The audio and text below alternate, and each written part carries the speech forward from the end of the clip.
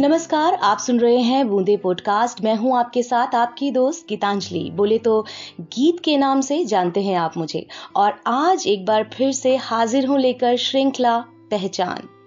खुद अपनी राहों का जुगनू हमें बनना पड़ेगा, चिरागों के उजालों से काम चलेगा कब तक। जमाने में अपनी पहचान खुद बनानी पड़ेगी, किसी दूसरों के सहारे कोई जानेगा कब तक। ऐसी ही कुछ शख्सियतों से हम आपकी मुलाकात कराते हैं बूंदे की श्रृंखला पहचान। और आज जिनसे मैं आपकी मुलाकात कराने वाली हूं वो रेडियो की एक जानी मानी हस्ती हैं। बोले तो मनीष आजाद, रेडियो वाला। पहचान तो गए होंगे आप। मेरी आवाज ही पहचान है मेरी। आइए जानते हैं कुछ उनके बारे में उन्हीं की आवाज में।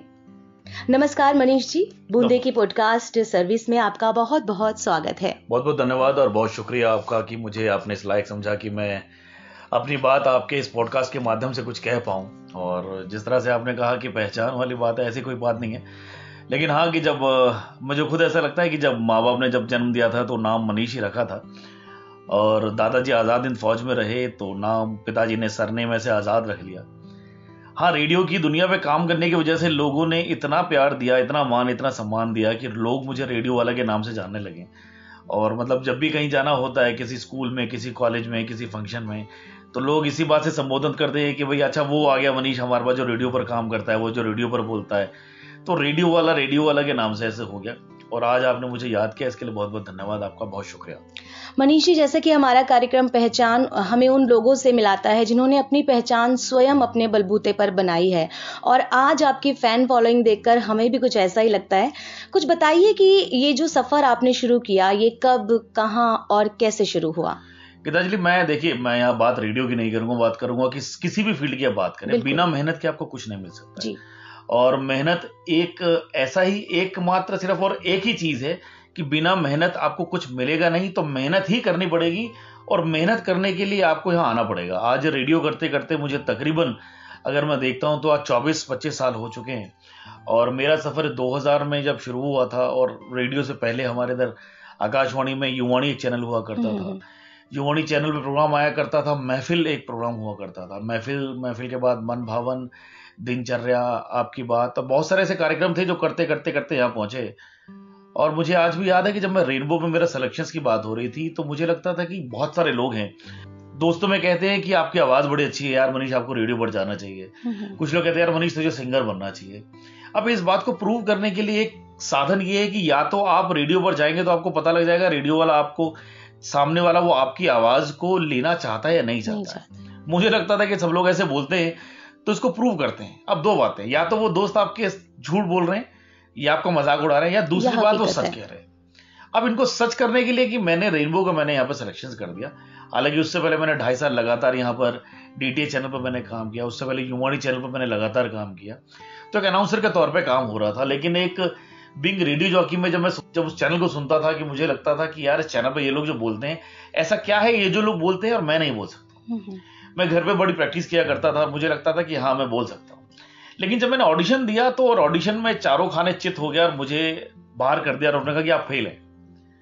अब मुझे बड़ा लगा कि मैं, ऐसा कौन सी चीज है कि जो मतलब मैं गड़बड़ कर रहा हूँ। और फिर मैंने दोबारा ऑडिशन किया। पहले उस दौरान में हर 6 महीने के दौरान में हम लोग ऑडिशन के फॉर्म भरा करते थे। मैंने दोबारा फॉर्म भरा, और जब दोबारा फॉर्म भरा तो फिर वही हरकत हुई। अब मुझे समझ में नहीं आ रहा था कि हम क्या प्रॉब्लम है। तो मुझे अब एक बात तो बिल्कुल क्लियर हो गई थी कि वो जो दोस्त लोग कहते थे कि आपकी आवाज अच्छी है, आपको रेडियो पर जाना चाहिए था, वो मेरा उल्लू काट रहे थे। वो झूठ बोल रहे थे कि नहीं भाई मनीष आपकी आवाज अच्छी है। तो मुझे लगा यार वो बेवकूफ बनाने वाला काम कर रहे थे। मैं उस दौरान में, मुझे आज भी याद है, मैं ये आकाशवाणी की उन गलियारों के अंदर जब पुराना ब्रॉडकास्ट हासिल हुआ करता था, मैं देखा करता था कि जो बहुत सारे आरजे होते थे, बड़ा मन में कहते हैं ना कि क्यूरियोसिटी होती है कि आप जो रेडियो पर आवाज आप सुन रहे हो उनसे आप मिलने की कोशिश करो, उनसे आप जानने की कोशिश करो। तो मैं, हालांकि उनका नाम तो मुझे एकदम से उस दौरान में, लेकिन मैं सोचता था कि सर इनमें क्या क्या चीज होती है। तो उन्होंने कहा कि आप यार, आपकी सच में आवाज तो अच्छी है, लेकिन आपकी उर्दू थोड़ी सी इधर उधर है, और उर्दू का थोड़ा सा आपको लहजा सीखना पड़ेगा। कमाल हो गया। अब उर्दू के लिए क्या किया जाए।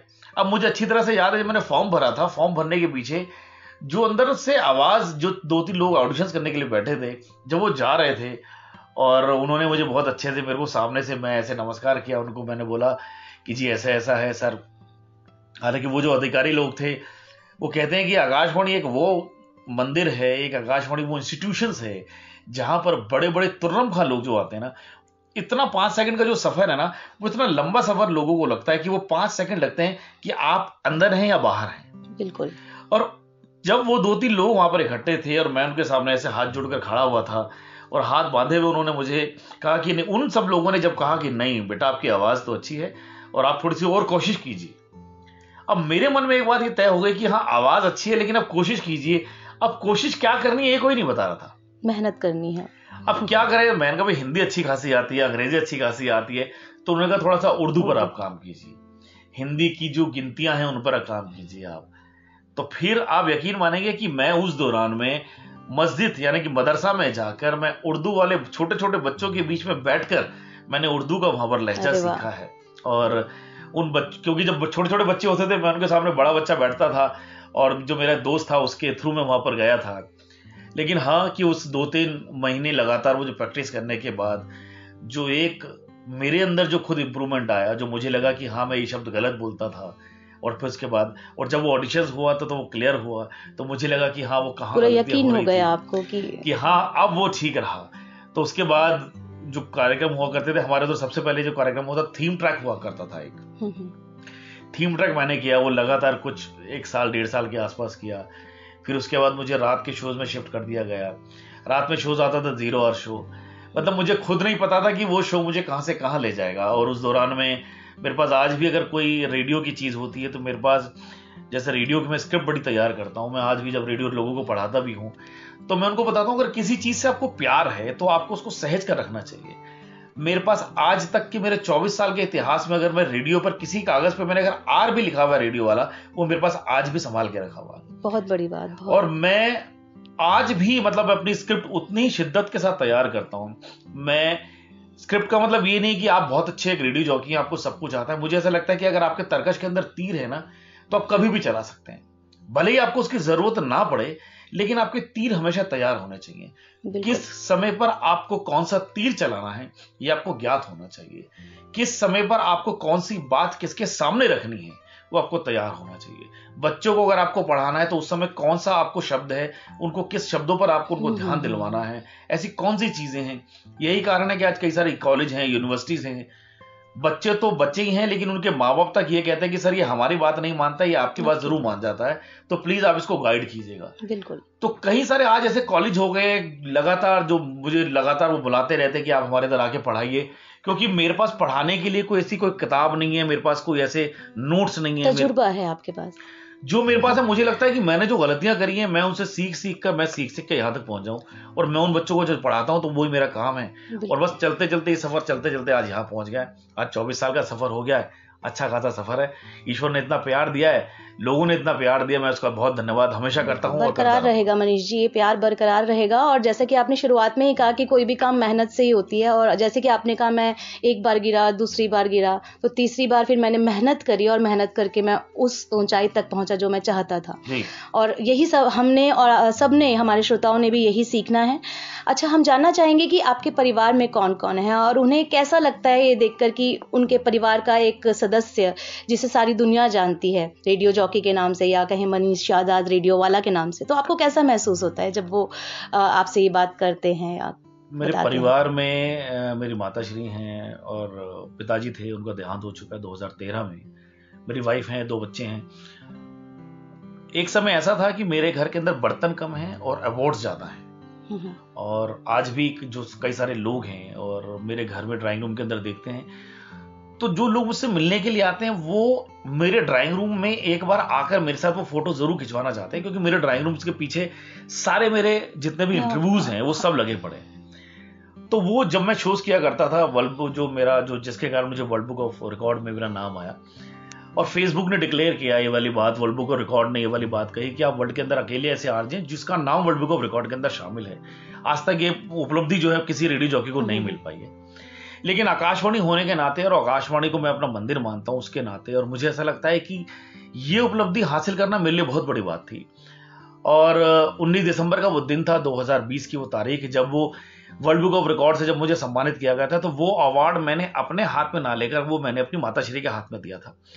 और वो जो संस्था थी वर्ल्ड बुक ऑफ रिकॉर्ड वाले, वो जो लंदन से लोग आए थे, तो उन्होंने इस वाली बात को उस समय मंच पर बोला था कि आपकी संस्कृति जो हमने अभी तक भारत में देखी है, उसके कारण हमने देखा कि ये कहीं नहीं है। मतलब आपकी माँ बेटे की बॉन्डिंग जो है वो बड़ी अच्छी है। मुझे ऐसा लगता है कि देखिए, उस माँ ने मुझे जन्म दिया और मुझे जन्म देकर यहां तक लेकर आ गई है। यही कारण है कि आज बड़े बड़े मंचों पर जब भी मैं कहीं जाता हूं, तो मैं सबसे पहले अपनी माँ का धन्यवाद करता हूं कि भाई उसने मुझे जन्म दे दिया। इसका एक कारण है कि आज हम कहने के लिए हम टेक्नोलॉजी में बड़े एडवांस हो चुके हैं, आज हम चांद पर पहुंच चुके हैं। लेकिन मैं इस बात को ऐसे कहता हूं कि आज हम चाहे कहीं भी पहुंच गए, लेकिन अगर कोई एक औरत ये डिसाइड कर ले कि मुझे इस बच्चे को जन्म नहीं देना है, तो दुनिया की कोई ताकत नहीं है, कोई साइंस नहीं, कोई टेक्नोलॉजी नहीं कि वो बच्चा इस धरती पर जन्म ले ले। तो मेरी माँ ने मुझे जन्म दिया, मैं यहां तक पहुंचा, और इतनी सारी उपलब्धि हैं, उनको भी अच्छा लगता है। और ये रिकॉर्ड आज तक का है कि मतलब मैं आपके इस पॉडकास्ट के माध्यम से लोगों को बताना चाहता हूं कि चाहे मुझे वर्ल्ड बुक ऑफ रिकॉर्ड मिला हो और चाहे मुझे कोई छोटा सम्मान मिला हो, देखिए सम्मान कोई छोटा बड़ा नहीं होता, सम्मान सम्मान होता है। बिल्कुल। चाहे वो छोटे गली मोहल्ले के अंदर मिला हो, चाहे किसी बड़े मंच पर मिला हो, मैंने हर एक वो पुरस्कार, वो सम्मान अपनी माँ के सबसे पहले वो पैरों में रखा है और उसके बाद मैंने अपने घर में लगाया है। बहुत बड़ी बात। तो कारण यही है कि जितने भी मेरे पास मेरे घर के अंदर लोग कहते हैं, कभी लोग जैसे अभी पिछले शायद 10 दिन हो गए, अभी एक चैनल वाले मेरे घर पे मेरा इंटरव्यू करने के लिए आए थे।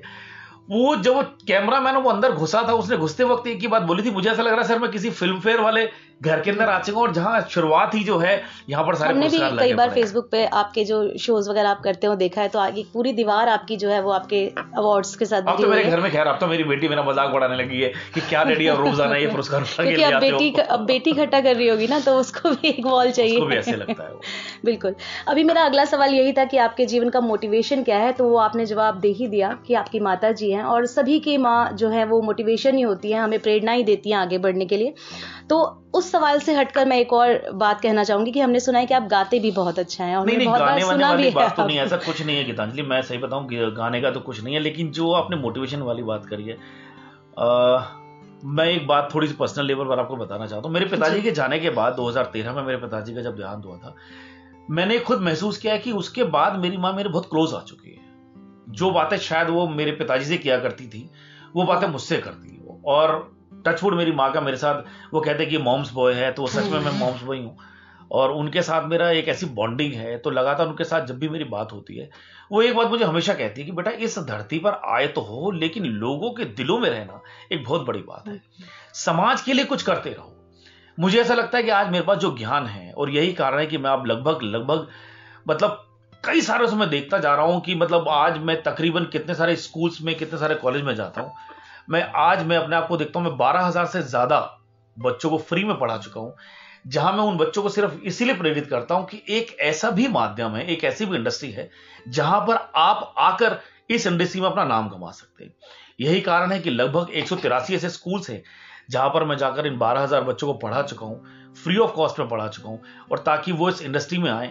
और मैं बच्चों से कहता हूं कि आप सिर्फ आने के लिए अपना कदम बढ़ाइए, और उसके पीछे शायद मेरा सपोर्ट आपको मिल जाएगा। जहां तक आप जाना चाहते हैं, मैं पूरी जान लगा दूंगा आपको आगे तक पहुंचाने के लिए। यही एक मोटिवेशन है कि समाज में कुछ अपने माध्यम से लोगों को दे पाऊं, उन बच्चों को आगे कर पाऊं जो शायद किसी वजह से उनको लगता है वो किसी कारणवश रह जाते हैं। अपने माध्यम से मैं उन बच्चों को कुछ दे पाऊं। बहुत अच्छी बात। आगे के कुछ प्लान्स मनीषी, करियर से जुड़ा हुआ कुछ आगे करने का? रोजाना का धन्यवाद सिर्फ प्रभु को देता हूं, और मेरी जिंदगी के अंदर 2 काम मेरे रेगुलर ही हैं। एक मेरे प्रभु की पूजा मैं रोज करता हूं, और एक अपनी मां के पैर छूना। ये 2 काम मेरी जिंदगी के अंदर ऐसे बने पड़े हैं कि वो कहते हैं ना, आपके शेड्यूल्स के अंदर शामिल होते हैं वो। तो मेरा जो शेड्यूल है वो ये 2 काम है। तीसरा ये सोचता हूं कि भगवान का धन्यवाद कि आज का दिन दे दिया, और ईश्वर आपका धन्यवाद कि कल का दिन आप दिखाएं। जो कुछ है उन्हीं के हाथ में। आगे के लिए बहुत बड़ी ऐसी कोई प्लानिंग नहीं है, लेकिन हाँ, जैसे जैसे ईश्वर आगे ले जाएगा वैसे वैसे आगे चलते रहेंगे। और मेरा एक सिर्फ यही सपना है कि मैं बस किसी भी रूप में, चाहे किसी भी जन्म में, किसी भी तरह से मैं लोगों की सेवा करता रहूं। बहुत अच्छी बात। हमारे श्रोताओं के लिए आप कुछ कहना चाहें जिनसे उन्हें भी यूं ही प्रेरणा मिले, जैसे कि आप बन पाए वैसे वो भी बन पाए? देखिए, बनने के पीछे सिर्फ एक ही काम है कि आपकी नीयत आपकी कैसी है। आपके पास आज क्या ज्ञान है। आज कई सारे इंस्टीट्यूट हैं, कई सारे ऐसे आप खुल चुके हैं जहां पर लोगों को सिखाने के नाम पर वो परोस क्या रहे हैं, वो गलत परोस रहे हैं। आज बच्चों से मोटी मोटी फीस ले लेते हैं, लेकिन उनको कुछ सिखा नहीं पाते हैं। तो आपकी नीयत होनी चाहिए कि आप भी किसी समय एक ऐसे स्टूडेंट थे, अगर उस दौरान आपको भी अगर कुछ गलत किसी ने आपको राय देती होती, शायद आपका ऐसा भविष्य ना बनता। आज कितने सारे ऐसे बच्चे हैं, कितने सारे परिवार वाले हैं, वो कैसे कैसे पैसे जोड़कर बच्चों को वो देते हैं।